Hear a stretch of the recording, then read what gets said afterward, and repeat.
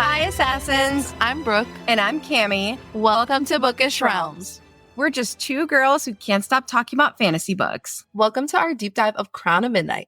This episode covers chapters 1 through 5 of Crown of Midnight. Like in past episodes, the chapter summaries and character discussion are spoiler-free, but the rest of the pod does include spoilers for all of Throne of Glass. This podcast is for mature audiences only. Cami, take it away, girl. Let's get into some chapter summaries. As a reminder, this is a non-spoiler section where we summarize the chapters we'll cover in this episode. So if you haven't read the entire series, but you have read chapters 1 through 5 of Crown of Midnight, you can listen to this section. Chapter 1, it's a dark and stormy night, and our favorite badass assassin, Selena, aka the King's Champion, is creeping her way through Lord Neral's manor. She's soaked, sneaking through windows, and doesn't care one bit. She finally makes it into the bedroom, where both Lord and Lady Neral are snoozing away. And just as she's about to bring her sword down, bam, Neral's eyes shoot open. Chapter 2, Selena strides into the castle's council chamber, carrying a bag of, proof. She dumps out Lord and Lady Neral's severed head and hands as evidence of a job well done. The king is pleased, not realizing that Selena has a massive secret. She's faking all her kills. That's right, for 2 months, the King's Champion has been pulling a fast one on her boss. Instead of killing her targets, Selena has been giving them an ultimatum. Fake your death and vanish, or else. So far, every target has taken her up on it. So, how does she pull it off? Oh, Selena's got a whole system down. She collects items like their seal rings and night clothes, grabs a similar enough corpse from a sick house, and arranges the body to look like her target.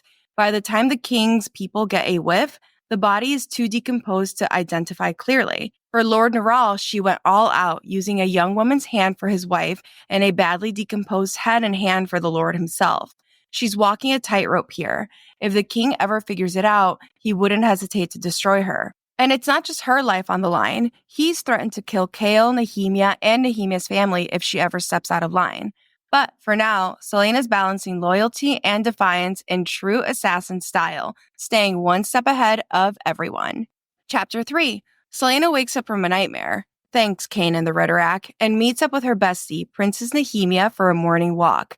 They chat about the rebels, and Nehemia is clearly frustrated with the king's lack of empathy, especially about conditions in the Kalakala labor camp. Selena listens, but she's also already thinking about something else, shopping.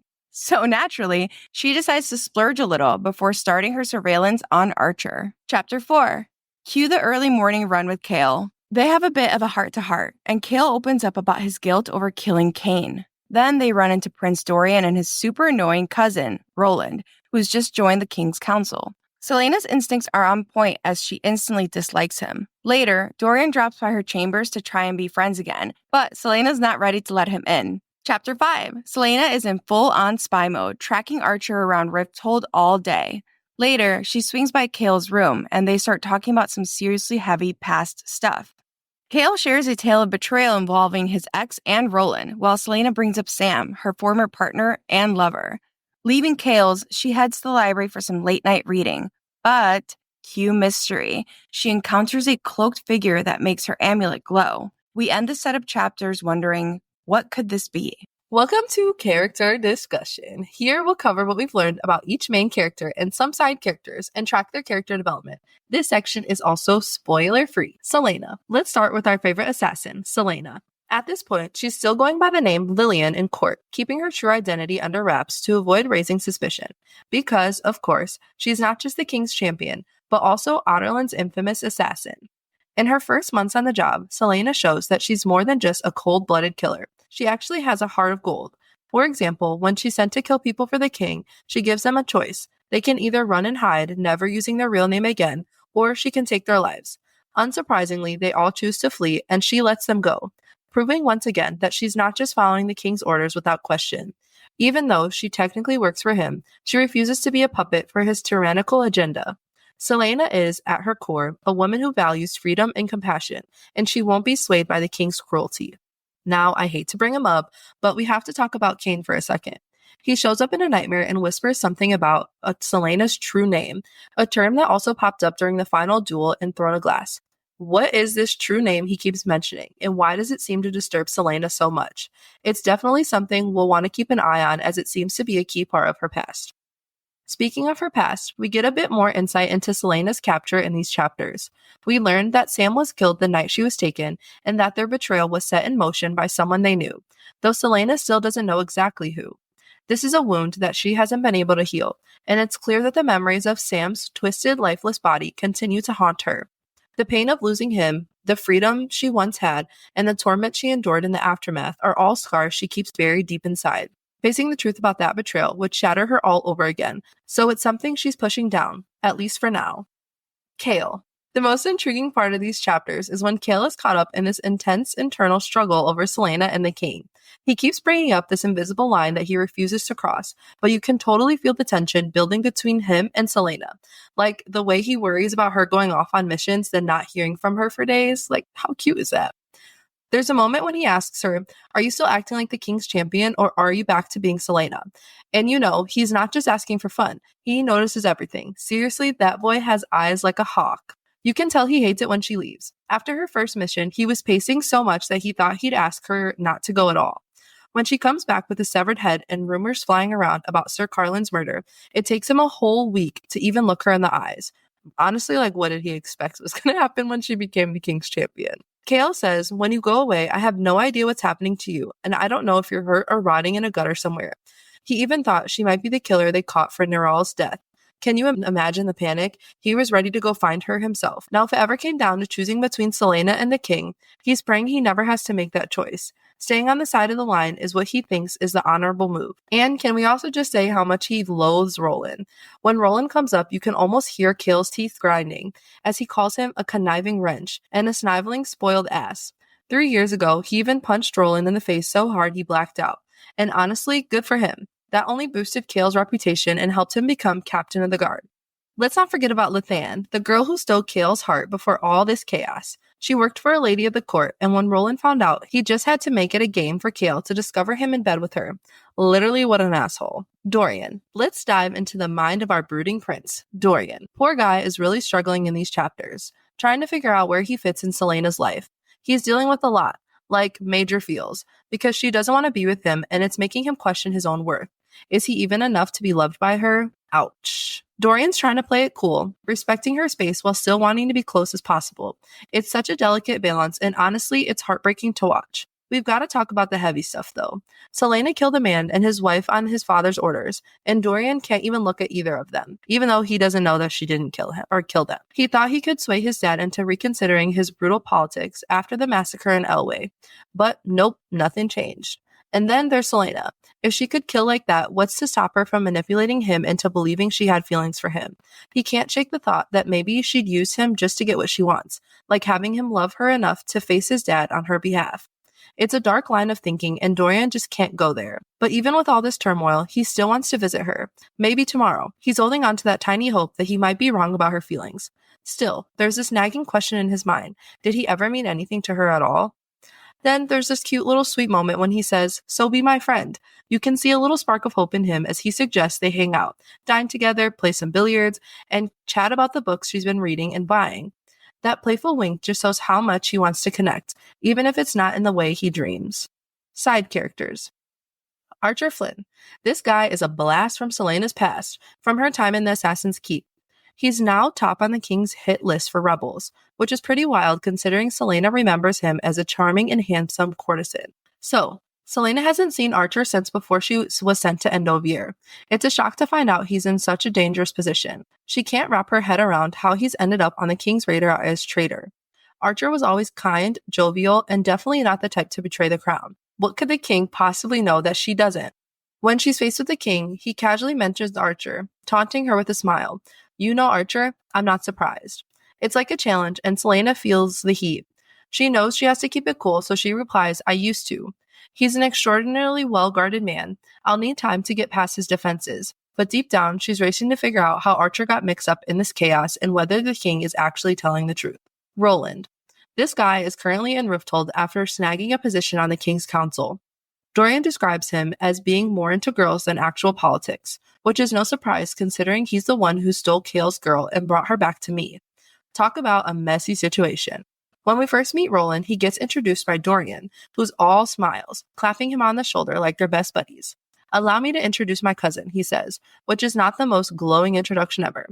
Roland extends his hand to Celaena, and right off the bat, he gives off some seriously grimy vibes. Not a hot start for this dude. Now, let's get real for a second. Me is a small coastal city in Otterland, nice and prosperous, but it doesn't pack much political punch. No standing army, just some city sentries. It's like, what does Roland even bring to the table? He's family, sure, but being related doesn't mean he's qualified. Dorian can't help but wonder if the king felt they needed more Haviliard blood in the council room, which is a pretty shaky reason to give someone a position of power.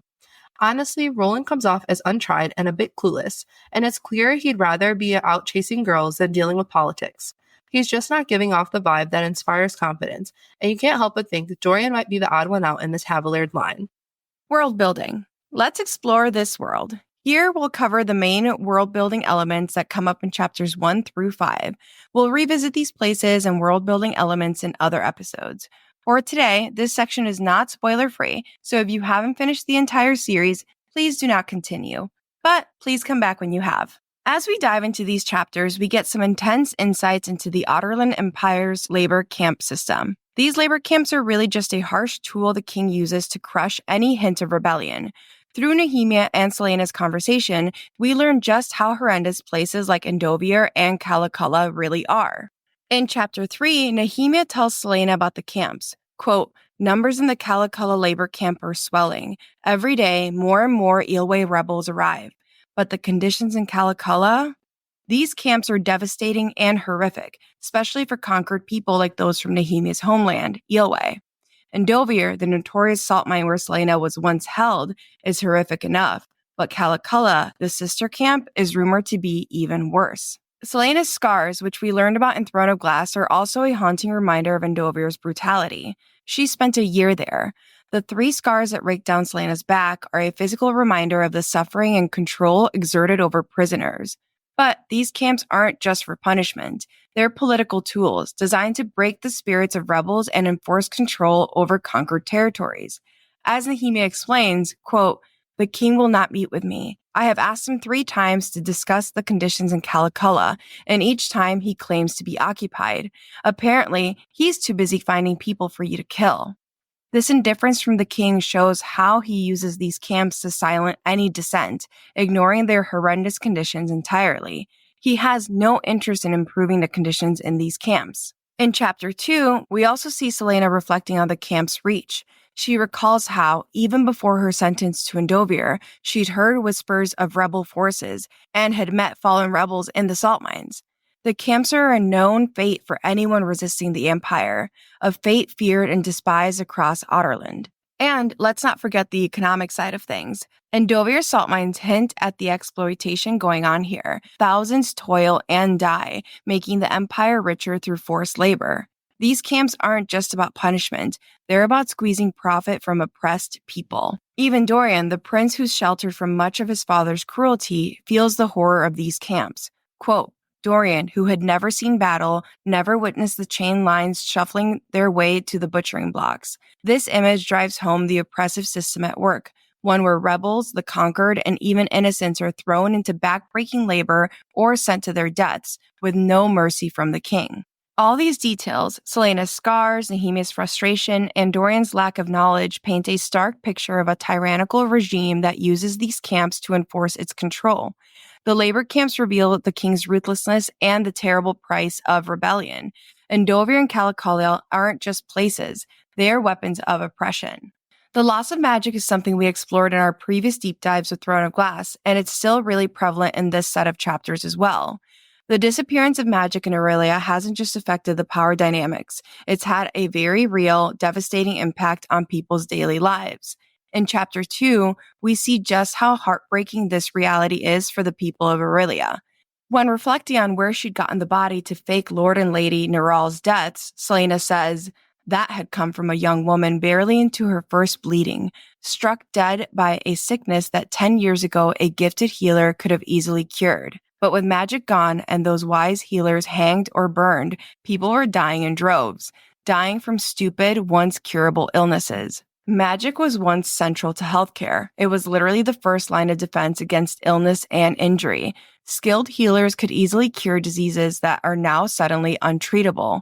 With magic gone and with most healers persecuted by the king, there's no one left to treat even the simplest ailments. Now, everyday people are losing their lives to illnesses that should have been a quick fix. The loss of magic isn't just the loss of power. It's changed how people in Aurelia live, struggle, and face mortality. This shift shows how deeply magic was woven into their society, not just as a force of strength or intimidation, but as something that once made people's lives better. With it gone, Aurelia is a darker, more vulnerable place. This is our analysis and foreshadowing section, which is not spoiler free. We'll break down parts of the text that tie into our foreshadowing future events in the series. If you have not read all of Throne of Glass, please do not continue. So a big revelation in these chapters is that Selena isn't actually killing all of the targets that the king is setting up for her, which is what she's supposed to do as the king's champion. She's actually just faking all of these assassinations and building his trust, but also like keeping her moral code intact, which I think is so good because at the end of Throne of Glass, I didn't really know where that was going to go. Like I didn't know if she was going to just do the king's bidding or if she was going to do something like this where it's like she is pretending she's doing it, but she's not. Yeah, I honestly felt the same way after Throne of Glass. And I think it's actually crazy though, because like her deception is working so well that like the people closest around her, so like Kale, Dorian, Nehemia, they don't even know that she's not killing these people. And those are the ones that she's actually truly loyal to. So for the fact that they don't know that she's actually killing someone, like clearly this deception is working. Yeah. And it like really builds the king's confidence in her. Like it makes her seem like loyal to him. So she's allowed to like be close to him and monitor him and like understand his plans, which ends up working in her favor with like Archer, which we learn about in this set of chapters. It just helps her like gather all this intel on the king while making him think that she's like doing the work that he's asking her to do. Yeah, honestly, the king is just like arrogant. So that doesn't shock me, to be honest. Yeah. But honestly, like Selena is also reluctant to kill these people because of her character, right? Because we know like she's the assassin that we've grown to love, right? She has this heart of gold, and when she goes to kill these people, right? She's wrestling with the idea of being an assassin under the king, but yet finds that she can't take lives for him, you know? Yeah, she's just like such strong morals for someone who is like a trained killer. Like she even says, quote, she tried to bully and coax and bribe herself into doing it, but she couldn't. Like she has lines that she refuses to cross. And like that's what makes her like just so like lovable and badass. Like honestly though, like I was a little nervous at first. I was like, dang, she's about to kill for him. it would have really like changed how we saw her as readers if she had just done what he was asking. Like, I don't think it could have set her up for rebellion if she was just like, okay, well, I've got to do it. I got to do it for the next 4 years. It is what it is. But instead, she like really offers her targets an option. She tells them like, flee far away or die. She doesn't like go soft. She's still like completing the mission. It's just she's completing the mission in her own way. And I think it's so funny because she literally is like telling truthful details within her lives to make sure that like if people go back and fact check her, that there is like actual facts. So like, for example, when she was talking about like the storm, the servant with the candle, just to make it believable to everyone, include the king and including her people that she loves. Yeah. And she's like literally getting dead bodies from like sick houses, which I'm assuming are like hospitals or maybe they're morgues, but she like goes and grabs these like dead bodies to like stage the deaths. And she even says like the best lies were always mixed with truth. Like she walks into that room with like a severed head and a severed hand. Like she's really dedicated to this bit. Like she's like, I mean, she has to be. She has to like make him believe that she's doing it. And she even says that. Like she says she was playing a very, very lethal game. If the king discovers that she's lying to him, she knows that like Kale's life is on the line, Nehemia's life is on the line. Like he threatened her straight up at the end of Throne of Glass. Yeah. And I think this like also sets her up for her, like her being the queen, right? Because she has this integrity, like she has her morals and this line that she's not willing to cross, and her refusal to just kill somebody unjustly. And I feel like this kind of theme occurs like throughout like the series, where she kind of battles with this like, not should I kill them, should I not, but just like battling that moral line, you know. But she's resistant to the king's power also. Like, she's like, fuck the king. Yeah, it's almost like she's not saying like, should I kill them or should I not? It's like, is it right to kill them? Is it the right thing to kill them? And I think that's like so interesting. Also, like, this just foreshadows like what a queen, which we talk about this all the time, but what a queen she's going to become. She's such a good leader. These like strict moral boundaries really set her up to like be Queen of Terrasen again. And like, yeah. Yeah, I mean, like, okay, so let's dive into our favorite relation. Well, not our, I'm going to say Cami's favorite relationship. Don't be a hater. I'm not a hater. I just like, okay, I have to get into the mindset that I have to love Kale during this book, okay? Because like we still love him, okay? Because I will admit, during this book, you love him through all. Wait, no, you don't. Because in Queen of Shadows, he's a fucking asshole. So Kale, I'm sorry, I can't do this. He does redeem himself, okay? But like, no, absolutely not. Anyways, to each their own. Right now, we like him because he is visibly upset and worried about Celaena on her missions, right? She's gone for all this time and he has no way to reach her. So he's like, sis, what is happening? And he says to her, I was about to go down there myself to find you. His care for her is strong despite his loyalty to the king. Yeah, and like, she even talks about when she's seeing his reaction to her being gone, that like the first time she ever went on a mission, he was like pacing the room so much that she really thought he was going to ask her to stay. Like, it's such a break in who he usually is like this like stoic captain of the guard. Like, he has so much concern for her when she's gone, and she's gone for like weeks. Like, I think for this time, like this last killing that we cover in these chapters, like she was gone for like 2 weeks. She was gone for a long time. And honestly, like when she came back, he like just pulls her in this like cute, warm hug. And I thought that was a little cute moment because he usually is so composed, but in that moment he kind of let his guard down and let our fine assassin in. Our fine assassin. But she also like she's loving it. She like loves to feel that warmth and like lets herself enjoy the closeness. And I think she really realizes in these chapters, like, it's more than just, oh, he's the captain of the guard and he has to watch over me. It's really like, she is my friend. Like, he really cares about her beyond the duty of like, I have to make sure she's not like going off the rails, you know? Yeah. And I think that's so cute too, because it's just like that was not their initial dynamic. And the fact that it like has made that much progress in such short time, like it is okay. I will admit, maybe it is kind of sad that like they don't end up together, but like he also, okay, but like also he didn't, you can't, what did Dorian say? You can't pick and choose which parts of her to love. So when he found out that she was Aelin, he was a dickhead. Like, we do cover that in this section, like that. Yeah. Yeah. He's got, you're right. I'm going to give him his L's, you know, but also he's like funny. Sorry. He's like, no, you're right. Like he deserves some L's and I need to like work on giving them to him. But also like, he's pretty funny in this section. Like after they hug and he's like, you know, I was so worried about, he goes like, you fucking smell. Yeah.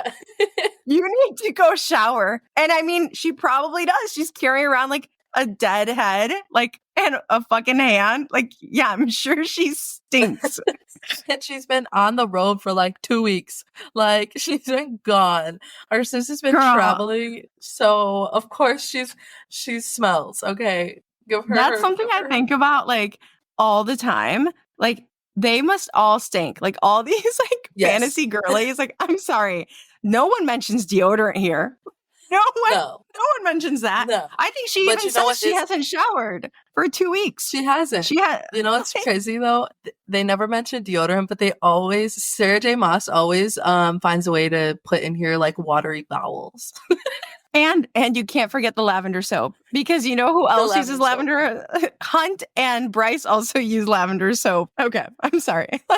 let's get back to Okay. business. This scene is significant because it marks the start of his inner conflict between duty to the king and his feelings for Selena.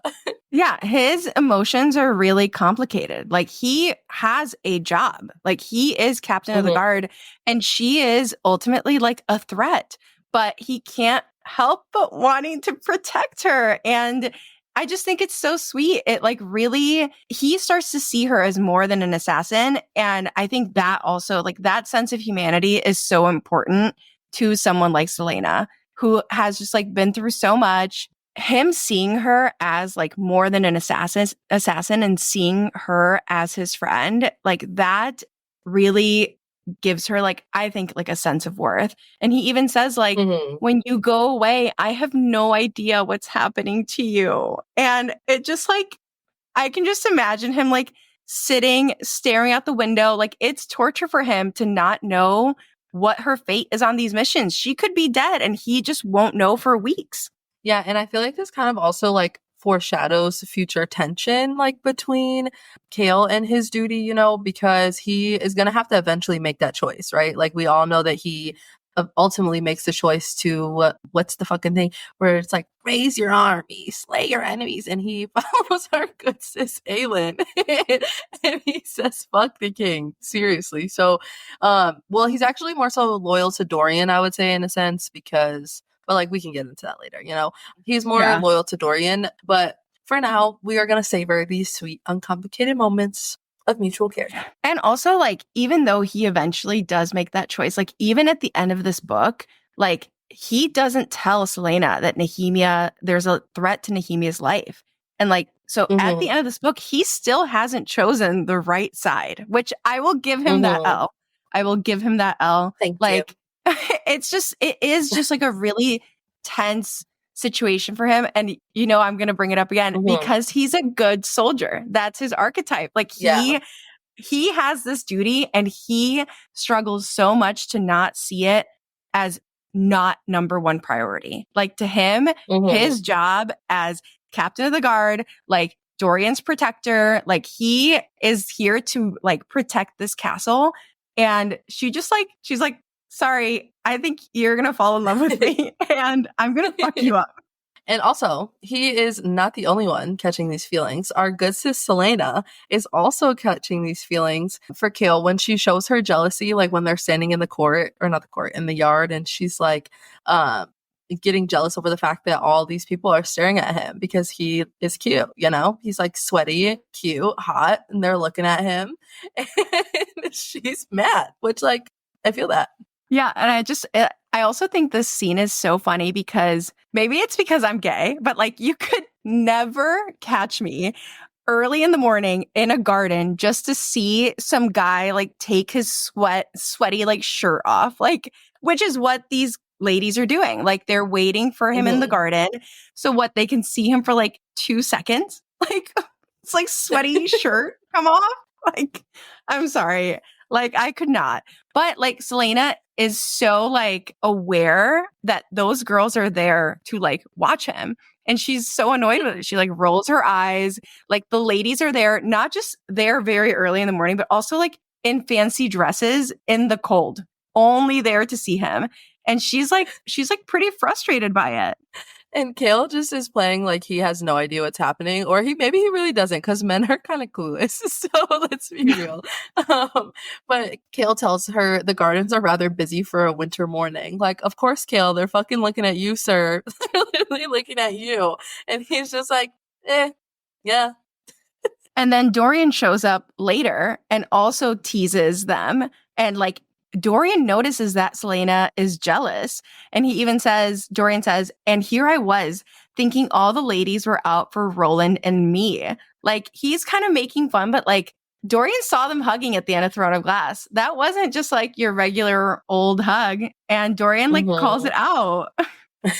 And after this happens, Kale's cheeks just like get a slight color to them, revealing that he's not completely unaware of his morning audience. He knows exactly what's happening and is secretly enjoying the attention, which, like, for now, we'll give him his recognition, okay? I guess he can have his attention. I mean, like, go off. You know, I really, like, if that does it for him, like, I love that for him. But I also think, like, this this is where we start to like see like Selena's like femininity and like her ability to be like vulnerable when she has like a romantic love interest. Like her being jealous is so human of her. It's so girl of her. Like it does not have anything to do with her being an assassin. Like she is just a girl who has a crush on a guy and doesn't like that there's all these women there to like look at him. Like she's just so, that is so girly pop of her. The scene also kind of like starts to amp up the chemistry between them, right? Like they started off as enemies, now they're becoming like slight lovers, and we'll see. Well, we already know where that goes. This is the foreshadowing analysis, baby. The people already know.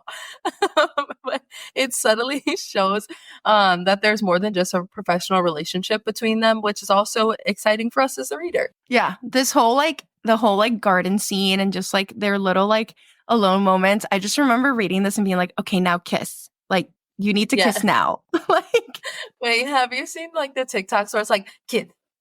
Yes, that's what I meant. Okay, now kiss. Now kid. And then they do. Yeah. I can't. I'm going to be insufferable during those chapters. I'm going to be a menace. I already know. I remember the first time when Cami was reading this, because I had finished the series. Well, I was close to done with the series when Cami like started it. And I remember when she was on this book and she was like, oh my God, they're fucking in the closet. She's like, I'm looking for this. I love that they fucked in that closet. I really do. It really did something for me. I gotta tell you, like, Kale does something for me. Like, I don't know if it's like the good soldier, like, thing. I don't know what it is. I love him. I really do. I really do. Well, unfortunately, he's already taken by Urine now, but in this moment. That's true. But that's okay. We can always get you in there sometimes, sis. If we ever find a portal going into somewhere, I'll make sure I hop in and pull them out for you. Wouldn't it be a dream just to like, let's open up a word gate, you know? Let's just go there. Yeah. Let's just transport to Aurelia. Please take me. Minus the bell. Actually, I lied. Take me there after Erwan is dead. After all those people have been sent off. Like, that's it. Yeah. I don't want any parts of it before that. But despite all like the flirting and the chemistry, at the end of the day, like Kale is still really struggling with accepting Selena as the King's champion, as an assassin. Like he wants the parts of her that he's comfortable with, and the other parts, they're kind of tough for him to get in his head. Mm-hmm. He even asks her, are you still acting like the King's champion, or are you back to being Selena?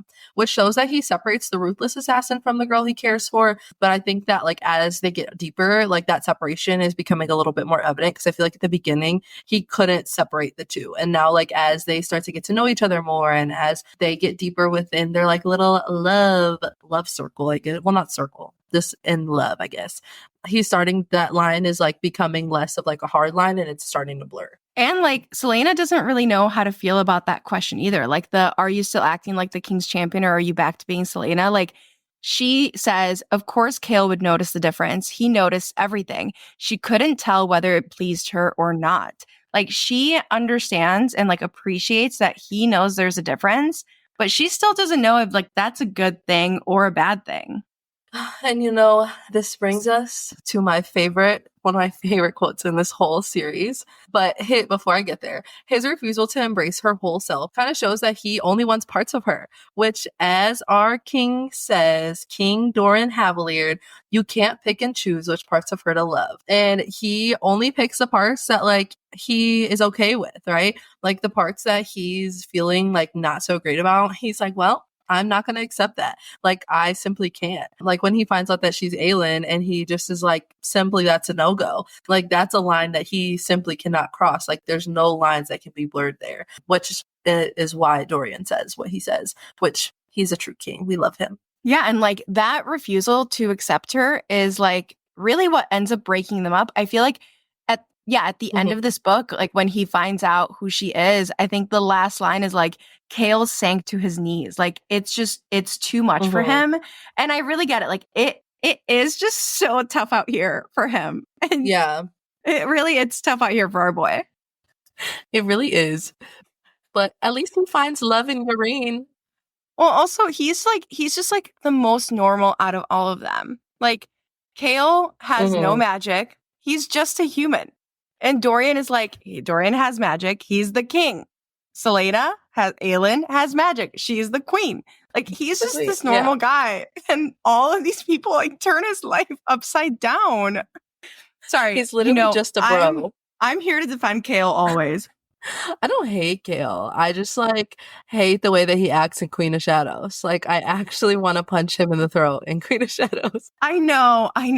And I know when we get there, like I'm going to assign him the L's that he deserves. I just feel like he's like, he's having the most normal reactions. He's like, yo, what the fuck? Like I fell in love with this girl. Yeah. She's got pointed ears and she's the queen of Terrasen. Like, oh, that's my bro over there. Oh, he's got ice magic and now they've put a collar around his neck and I have to go deal with that. Like he's just like, what? He's like, what the fuck? I love him. Was here to defend the king. I was just here to defend the king. Nothing he's like, else. I had one job. He has one job and they all made it like me 100. I'm saying, that's what I'm saying. That's all I'm saying. You know what's crazy too is like Selena has even made like comments about how the fact that like she could have seen herself with Kale if he could have just like accepted that, which I think is so interesting because like even though like Rowan comes into the picture and obviously like they're mates or whatever, but I just think it's so interesting that before that, like she was like, you're saying like they're mates or whatever. Like, well, Sarah passes them out like they're candy. Like I love Rowan. I love Rowan a lot, but Sarah passes them out like candy. She's like, this is the hardest thing that could ever occur. And she's just like, you get a mate. You get a mate. Everybody gets a fucking mate. That's so true.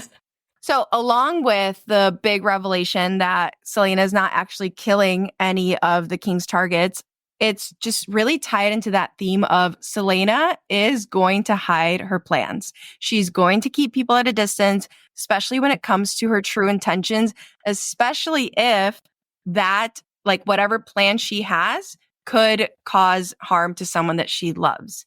And we like really understand this like behavior of her keeping like secrets because of her past with Sam, like trusting someone with her plans, which she did with Sam, led to like betrayal, heartbreak, her ending up in Endovier, Sam dying. Like all of these things were tied into, I shared my plans with someone one time and it led to like the worst like year of my life. And you know, like because of her hiding all of this stuff, now she has to like give off these lies. You know, she has to lie to people, but she's lying to them to protect them. But as we get through the series, like we'll see like how those lies like come back and kind of not tarnish, but like how they kind of set gaps in some of the relationships that she has with people. But like ultimately, like her need to protect the people that she loves outweighs her desire for this connection, right? Because she's like, you might be pissed off at me now, but like ultimately I did this because I'm trying to save your life, because I care about you and I love you, you know? So this brings us to a quote from the book. So it says, the king had believed her, and Kale hadn't once doubted her story as he inquired about her mission. She couldn't quite decide if that made her feel smug, disappointed, or outright guilty.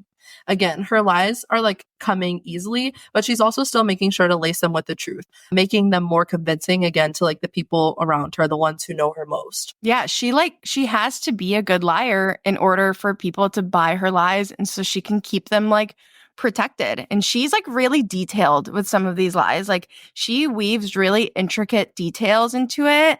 Like the quote, Neural awoke right before she killed him. She had to slit his wife's throat to keep her from screaming. And the fight was a tad messier than she would have liked. Like that is a lie that she straight up told. None of that happened. The lie included like really specific moments, like that there was a second floor hall window, there was a storm, there was a servant with a candle. Like she has to like, she knows how to lie because the lies are protecting the people that she loves. And really, it's like, it's really heartbreaking. Yeah, it is, because these again, like these lies, like come from her trauma, right? Like they come from Sam, like they come from even like Nehemia. Like she's trying to protect her, and Nehemia still ends up dying, and she cared a lot about Nehemia. And kind of like as we were talking about before, this behavior continues in Queen of Shadows, Empire of Storms, and Kingdom of Ash. See, Selena hides her plans out of fear of losing the one she loves, which again ultimately kind of put divides in her relationships with people, the ones that she cares about. Despite defeating the Ritterak and Kane and becoming King's champion, something evil is still in this fucking castle, okay? We have two kind of evil things that show up. The first one is Roland's introduction. Roland has this like slimy charm that Selena picks up on from the moment that he arrives. From the moment that she meets him, he just gives off bad vibes, bad energy. He acts like everyone is there to be either charmed by him or used by him. And Selena like picks up on this and thinks, I'd rather be burying this guy in an unmarked grave. Like she does. And this is like the first time they meet. She's like, I'm gonna get rid of him. Like our good sis has a really good intuition. But you know what? Both Kale and Dorian recognize Roland is a threat, right? With Kale giving him a cold, not so warm welcoming. But let me tell you a little bit why, right? Because we already know Roland stole his bitch. Roland stole his bitch. And then he punched him in the face.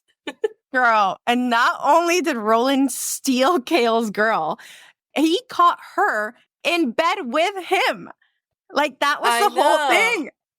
I can't. The thing is too is like, when we are introduced to Roland, he really seems like a nobody. Like he comes from this like little coastal city, Maya. Like he has no political power.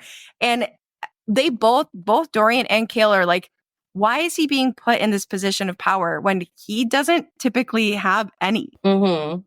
Well, and like Roland is interested in Selena. Like he seems less worried about the diplomatic stuff, and he's more interested in his personal motives, like which makes Selena uncomfortable because he's kind of like, he asks her like, can I service you like outside of the king's orders or whatever? Like, who the fuck are you? Like, you just got here. Like, what do you mean? Yeah, and even Dorian says, like, you just got here. You can't possibly need her to kill someone already. And Roland says something like, well, we're Haviliards. There's always someone out there who could be a target. Yeah. Like, okay. What a weirdo. I'm not a fan of him. Yeah. And then we have another weird, like a different kind of evil. Selena encounters that shadowy figure in the hallway at the end of, I think it's at the end of chapter 5. And it's standing like creepily still. It's scary. And not just that, but it's like animalistic. It like sniffs at her, and it's like, she describes it as like a creature. Like it's giving like supernatural. And you know what's crazy is that the eye of Elena starts to glow, signaling that protection is being like given to Selena at this point. Also to show that this is not like an ordinary thing. This thing is like a creature. It's not even a human for real. Okay, I'm kind of going off script here, but this thing, we like never truly find out what it is. Like obviously like we know it's Valg, like we know that it's a Valg person, but like we never really figure out like what these creatures are underneath the library. We don't. Or do we? You know, I don't know. We never figure out what they are. At least I don't remember. I never thought about that. Because remember, she talks about how like this thing wasn't quite like human, but it wasn't like an animal. But then like when we get to Morath and they start like the Valg are never again described as like, because they're human. They're not human, but like the Valg possess them, but they take on the form of a human. So like, what the fuck are these creatures? You know? I guess I never thought about that. Maybe we need to, when we're rereading, we need to keep an eye out for that. But honestly, like, okay, this combo of these two things, like it's really similar to the threats in Throne of Glass. Like in Throne of Glass, we had Cain, which he was like a supernatural threat. Like him being possessed by the Valg has that like supernatural side. And then we have like someone who was really after like political power, which is Kaltain, and that's Roland. Like we have the same two kinds of threats that we had in the first book. In this book, they're just like in different fonts, you know? But like you get the feeling like, okay, Roland is a threat. And now we've got these like weird creatures in the hallways. Like there's more evil in this castle, and it's going to be up to Selena to figure it out because we already know. Mm-hmm. So by the end of Crown of Midnight, we learn Selena's true identity, which is not just rightful Queen of Terrasen, but Aelin Ashriver Galathinius. And just like when we were doing deep dives with Throne of Glass, there are so many hints to who she really is in this book. And the first one that we get is in chapter 3, where Selena has this nightmare. In this nightmare, Selena is being chased by Cain and the Ritterak. But that's like not what the dream is about. Like that's the nightmare part. This dream is really just full of symbolism about her internal battle of who she is. In this dream, Cain shows up and he basically whispers her true name to her, right? And it serves as a confrontation with her royal lineage, something she has been avoiding, but like in the dream, he doesn't say like Aelin Ashford Galathinius, but as reading it again, we can infer that that's what he's referring to, you know? Yeah. And I feel like in this dream, Cain just really represents like her running from that name. She's literally running away from Cain as he whispers her true name. And I just think it's so interesting too. Obviously, they could not, like, SJM could not reveal her true name at this point in time, but like, it's just, she is always running from her true identity. Yeah, and you know, like Cain represents the dark past that she's running from, while the Ritterak kind of symbolizes the fear of losing herself entirely. Yeah, because I feel like her admitting who she is, like it forcing herself to face who she is, accepting her identity is losing Selena and losing herself as an assassin and losing the things that she built up herself, essentially. Like then she's just Aelin Ashriver Galathinius. She's just Queen of Terrasen, and all these other things that she created herself to separate herself from this name kind of like disappear.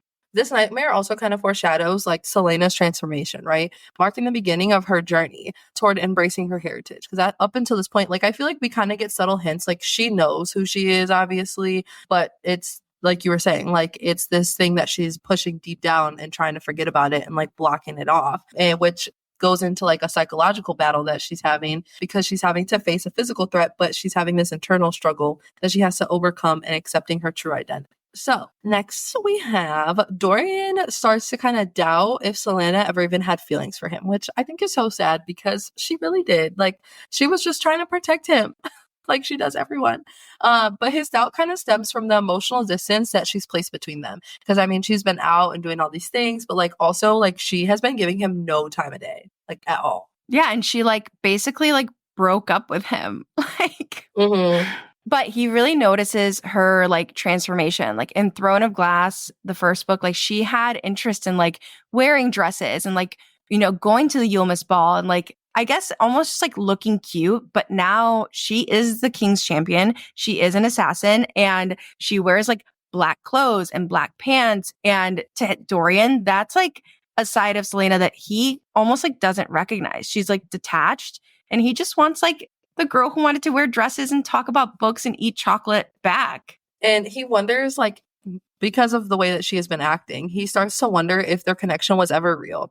And he says, if she could kill people like this, then manipulating him into believing she felt something for him would have been all too easy. This thought is really painful for him. It challenges everything he believed about their bond, because ultimately he thought that they had a really fantastic bond and he thought that things were great. But now he's starting to question, like, damn, did she just manipulate me? Like, am I being manipulated? Yeah, and he still holds out a little hope though. He's like, I'm going to go visit her tomorrow. I'm going to see if maybe I'm wrong. Like he still wants her to care about him. And I think like honestly that just like speaks so much to like Dorian's loneliness, which we don't really like cover in Throne of Glass, like in our deep dives of Throne of Glass that much, but I think this moment like really highlights Dorian ultimately only has Kale. Like we never hear of any other friends. His cousin Roland shows up and Dorian's like, could really give a shit about this guy. Like when Selena pops up in his life, like she makes him feel seen. They have this like shared interest of books and history and like their little flirty moments and stuff. But at the end of the day, like she was a friend to him all of that first book. And now that he's like lost her, like he's just by himself. And also, like, the whole thing with Kale makes his relationship with Kale really weird too right now. So he's just like a lonely prince, girl. So I was an English major. And in this book, you really start to see how Nehemia is Selena's antithesis, which is basically like she is a character that is meant to basically represent the complete opposite of who Selena is. So she embodies everything that Selena could be if she fully embraced her true identity. We know Nehemia has a purpose for being in the castle. She's determined. She's brave. She's focused on her mission. She's literally a fucking rebel. She's there to fight for her kingdom's freedom, while Selena really keeps her distance from all of that responsibility, really like due to her trauma. Nehemia really like steps into her power as Princess of Eelway, and she fights for what she believes in. And any time that Nehemia brings up the rebel movement or like fighting against the king, Selena is literally like, please don't. Like, please don't bring that up. Like, Selena is so haunted by the things that happened to her in the past that she's just terrified of like taking any action or like creating a plan to rebel. Like, she, as much as Nehemia wants to influence her to have this like sense of duty and resistance, Selena's like, I can't, like, this is what I've been avoiding my entire life. I've been avoiding being Aelin Ashriver Galathinius. Like, Nehemia represents everything that Selena could be. And I feel like that creates like so much tension internally for Selena whenever they talk about the things that she doesn't want to talk about. But Nehemia is always like, yo, my Eelway rebels are being put in Calaculla. Like, I've been trying to talk to the king. He won't fucking listen to me. Like, Nehemia is an action call that Selena like avoids. And I just think that's really interesting because we will really see it like set up all the way until Nehemia's death, basically. So this next scene kind of delves into Selena's betrayal and trauma, particularly her struggles with her memory of Sam and the betrayal that led to her imprisonment in Endovir. So early in Throne of Glass, we kind of start to learn about Selena's betrayal, but in these chapters, she starts to confront it a little bit more openly. She's haunted by a Robin Hamill, which I don't think I ever say that name right, but whatever, who is her former mentor and father figure, who betrayed her out of jealousy over her love for Sam. But at this point in time, I don't think she fully understands, like, she doesn't know that he has betrayed her yet, but like us as the readers, like, we do know if you read Assassin's Blade first. And I feel like her starting to think about this betrayal, like, she thinks about it internally and then she also talks about it with Kale. It kind of like shows us that I feel like even though she never explicitly says, I know, like at this point in this book, she doesn't say like, I know who it was. Like, she does, I think, inside has always known that it was him, that it was a Robin who like betrayed her, but she's just like not ready to face that yet. Like, she can't think about like her one father figure is the person who like betrayed her. Like, that was her family, really. Yeah. And, you know, like while she was doing her while she was watching on the rooftops of Riffle, memories start to flood back to her. And she says, it felt like she never left, as if she might look over her shoulder and find Sam Cortland crouching behind her, as if she might return at the end of the night, not to the glass castle, but to the Assassin's Keep on the other side of the city. This quote really kind of captures Selena's bittersweet nostalgia, remembering a time when she felt in control, at home and loved. But these thoughts turn painful when she recalls Sam's death and betrayal by a Robin, which I think is so interesting because up until this point, like, she really hasn't felt those things. Like, she hasn't felt a sense of like somebody necessarily fully loving her or like being at home. Like, she, for God's sake, she's in the fucking glass castle with the man who put her in prison, or well, in the slave camp. So she's like, this moment hits really hard for her because she hasn't felt that in so long. Yeah, and she like even talks, I think it's really interesting that she starts to talk to other characters about this betrayal. She tells Kale that Rourke Ferran, I can't even say his name, the crime lord who killed Sam, really was like bait. It was a trap. And like Wesley, which is Arabin's bodyguard, tried to warn her that all of it was a setup.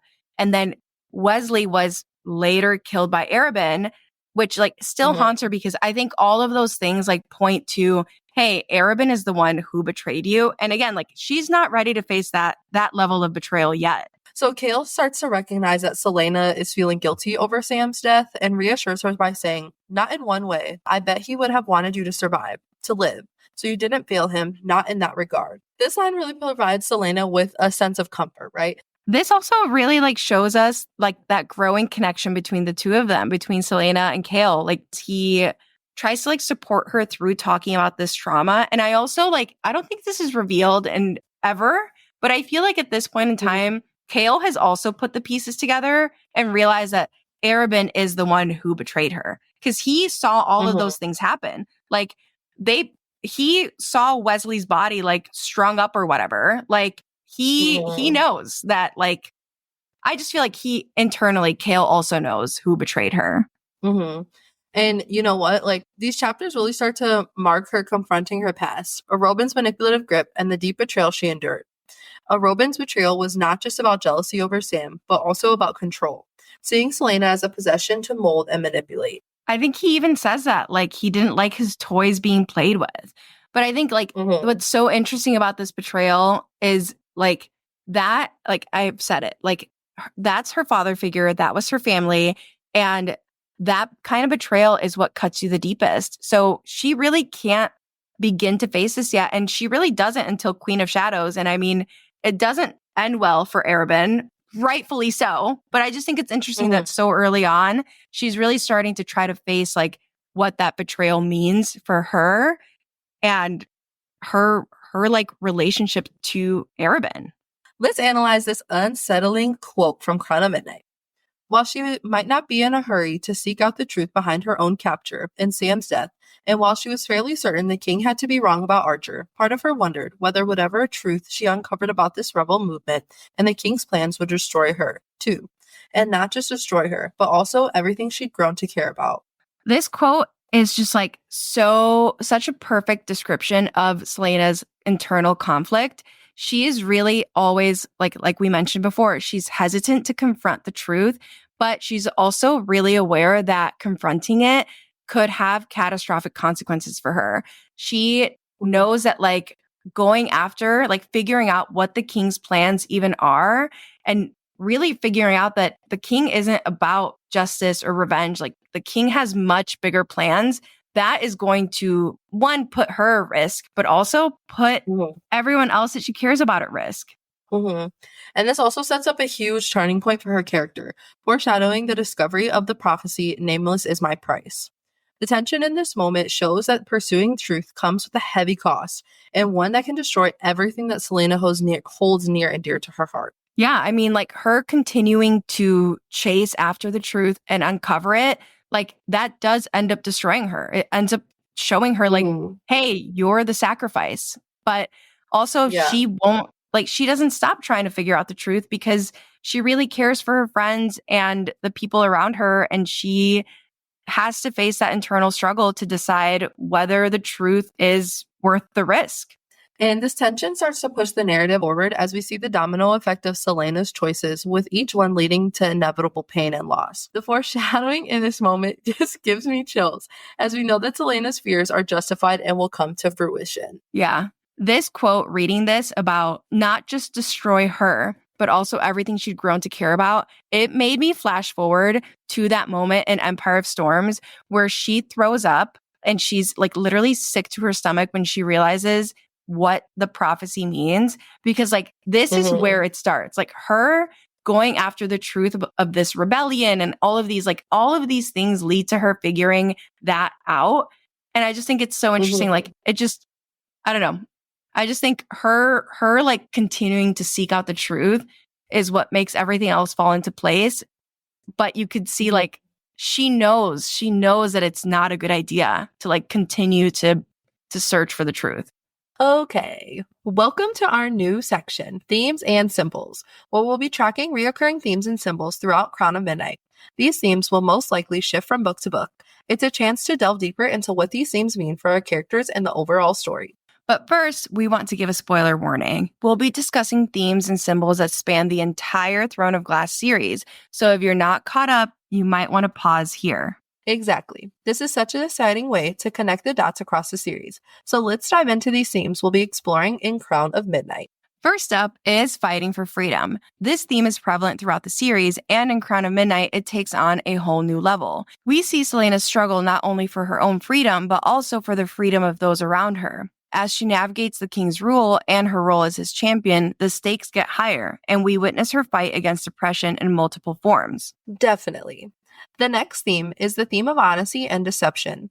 This book amplifies the tension between truth and lies. Characters are constantly grappling with their motives, who's telling the truth, and who's manipulating others. Selena is at the center of this.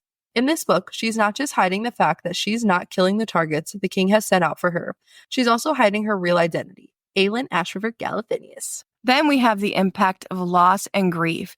This theme runs deeply through Selena's journey, shaping her decisions and emotional state. The losses she has faced, friends, family, and her past, continue to haunt her, and we see how they influence her relationships and choices moving forward, especially with Nehemia. Lastly, we'll track acts of kindness. In a world that often feels brutal and cutthroat, we have these moments of kindness. They remind us, and Selena, that even in darkness, there's light to be found in the connections we make with others. These acts are significant not just for the characters who receive them, but also for Selena, as they help define who she is and in the middle of all this chaos. These acts of kindness all come together like puzzle pieces in Kingdom of Ash, where it feels like everyone Selena helped comes back to help her win against Erewhon and Maeve. This is definitely something we will track from book to book, but also do an entire standalone episode on. Now let's talk about the symbols we're tracking for Crown of Midnight. The first symbol is the Eye of Elena. This amulet represents truth and protection, but it's also deeply tied to Selena's heritage and her connection to the past. Its presence signifies a guide for her journey and a reminder of the responsibilities she carries. And then we have Damaris, which symbolizes truth and deception. The connection to Damaris brings depth to the theme of honesty versus deception. It serves as a reminder that sometimes the truth can be as dangerous as a lie, especially in the political games unfolding around Selena. This complexity really enriches the narrative. As we move through the book, we'll keep returning to these themes and symbols, tracking their evolution and how they interact with each other. Exactly. We can't wait to explore these elements further as we continue our journey through Crown of Midnight. So let's keep an eye on how these themes and symbols develop in the upcoming chapters. And next, our favorite moments. These are moments in these set of chapters that we really just love. My favorite moment from these chapters is Selena in full treat yourself mode. And honestly, who doesn't love that? So here's our girl, Selena. She's clawed her way to the top to be King's champion, which, let's be real, was no small feat. She's navigating all kinds of magical chaos she barely understands. She's subtly defying a tyrant king because, yeah, he's actually the worst. And she's risking her life at every turn. And yet, beneath all that, she's literally just a girl who wants to indulge in the simple pleasures, clothes, shiny things, and a good book, or 100. And this brings us the quote from the book. Her salary as King's champion was considerable, and Selena spent every last copper of it. Shoes, hats, tunics, dresses, jewelry, weapons, babbles for her hair, books, and more books. So many books that Philippa had to bring up another bookcase for her room. Can we just pause and appreciate that? She's living her best life, dropping that hard-earned cash on things that make her happy. It's this perfect reminder that even as this fierce assassin, Selena still wants what many of us want: freedom, fun, and a few pretty things to call her own. Our good sis Selena is fierce, she's a little flawed, but overall, she's fabulous. I love that. That was really cute. Let's dive into one of my favorite moments that totally cracks me up. We're in this intense world of assassins and rebellion, but then, bam, we get this hilarious little exchange about snoring. So we have Selena and Kale, and she's just dozing off while he's working. When he calls her out for snoring, her denial is just gold. I did not. Come on, Selena. We all know you've been caught in the act. And then Kale drops the ultimate truth bomb. Like a bear. She snores like a bear. What I love about this moment is that it pulls us away from all of the serious stuff, the drama, the stakes, the whole I'm an assassin trying to save the world vibe, and just shows us these two friends having a silly moment. It's a reminder that even in the midst of chaos, we need those lighthearted exchanges to keep us grounded. We've all been called out for snoring at one point in our lives. This moment is a breath of fresh air in a world that can get pretty dark. And it's just so fun to see Selena and Kale being normal, teasing each other about something so everyday. And that wraps up our deep dive for chapters 1 through 5 of Crown of Midnight. We hope you enjoyed our analysis and theories. Don't forget to follow us on Instagram and TikTok, where our handle is @BookishRealmsPod. We'd love to hear your thoughts on these chapters, so drop us a comment or send us a message. Also, leave us a rating if you liked what you heard. It really helps us out. Join us next week when we continue our Crown of Midnight deep dive with chapters 6 through 10. Until then, keep reading, Assassins. Bye!